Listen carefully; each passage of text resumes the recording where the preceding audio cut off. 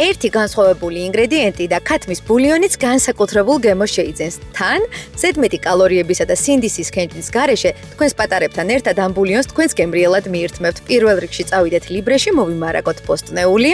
წამოვაყოლე ხელს ბრინჯიც, რომელზეც ძალიან კარგი ფასი დამხვდა ლიბრეში. მოვხარშე ქათამი, პირველი ნახარში გამოუცვალე, მეორე ნახარში დავამატე ხახვი.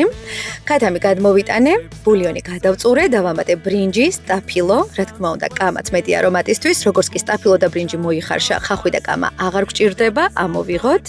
დავამატოთ ბროკოლი, რომელსაც წინასწარ კარგად გავრეცხავთ სოდით და მეტი პიკანტური გემოსთვის ჩავახეხოთ ჯანჯაფილი. ასევე ერთი კვილი ნიორი, მარილი, ქინძი და კამა. სურვილისამებრ დაამატეთ წიწაკაც და ბულიონი მზად არის. აღდგომის ტვირთული სუფრების შემდეგ ეს ბულიონი მისწრებაა. ხო და თუ მომზადებას გადაწყვეტთ, იცოდეთ რომ ინგრედიენტებს ყველაზე იაფად ლიბრეში შეიძენთ.